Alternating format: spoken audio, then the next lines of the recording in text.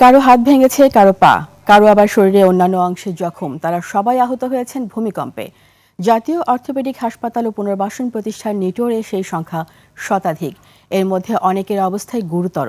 এদিকে ভূমিকম্পে হাসপাতালে বিভিন্ন স্থানে ফাটল ধরায় শঙ্কিত রোগী ও স্বজনরা। মুজিবুর রহমানের ক্যামেরায় বিস্তারিত জানাচ্ছেন আলী আহমেদ।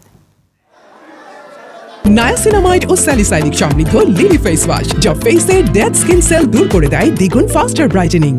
একজন নারীর হাতে ব্যান্ডেজ করছেন চিকিৎসকরা, পাশে আরেকজনের পায়ে। কেউ খুঁড়িয়ে খুঁড়িয়ে স্বজনের কাঁধে ভর করে ভেতরে প্রবেশ করছেন, কেউ কেউ প্রাথমিক চিকিৎসা নিয়ে বের হয়ে যাচ্ছেন। আর্তনাদে ভারী হয়ে উঠছে বাতাস। এ চিত্র জাতীয় অর্থোপেডিক হাসপাতাল ও পুনর্বাসন প্রতিষ্ঠান নিটোরের, যা পঙ্গু হাসপাতাল নামে পরিচিত। সেখানে এমন চিত্র নিয়মিত দেখা গেলেও আজকের পরিস্থিতি ভয়াবহ এবং কারণও ভিন্ন। কারণ এরা সবাই ভূমিকম্পে আহত হয়েছেন। সেখানে যারা চিকিৎসা নিচ্ছেন তাদের বেশিরভাগই প্রাথমিক চিকিৎসা শেষে হাসপাতাল ছেড়েছেন, তবে কয়েকজনের অবস্থা গুরুতর। বাড়ি খায়, উষ্টা খায়, পড়ে গেছি সাইজের লোকজন, মানে দুই পাশ থেকে দৌড়াদৌড়ি অবস্থায় দেখা গেছে। কেউ কাঁদতেছে, কেউ বিল্ডিং থেকে নামতেছে। আমি ভাবছি হয়তো বয়লার বিস্ফোরণ হয়েছে। পরে আমি তাড়াহুড়া করতে যাই বের হয়েছি, জায়গাটা পিছলা ছিল, পিছলা খেয়ে আমি পুরো পড়ে গেছি। ওয়াশরুমে ছিলাম, বাসায় বাচ্চা ছিল, দৌড়ে এসে বাচ্চার কাছে আসতে গিয়ে পড়ে গেছি। ভূমিকম্পের সময় হাসপাতালের রোগীরা হয়ে পড়েন ভীত সন্ত্রস্ত।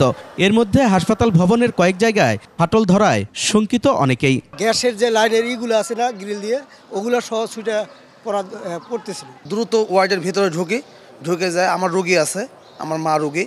তো আমি রোগীর কাছে যাওয়ার পরে রোগীকে সান্ত্বনা দেওয়ার পরে যাই দেখি যে ওই পাশে আপনার ভীমের এক সাইডে ভাঙে মনে করেন পড়ে গেছে একবারে। একটু লড়াচড়া হয়, হয়তো আমরা ভাবছি যে হয়তো আমাদের শরীর দুর্বল এরকম। যখন আমরা উপর দিক ফলো করি তখন এই বিল্ডিংটা দুলা শুরু করে। প্রতিষ্ঠানটির পরিচালক জানান, আহতদের চিকিৎসায় সর্বোচ্চ গুরুত্ব দেওয়া হচ্ছে।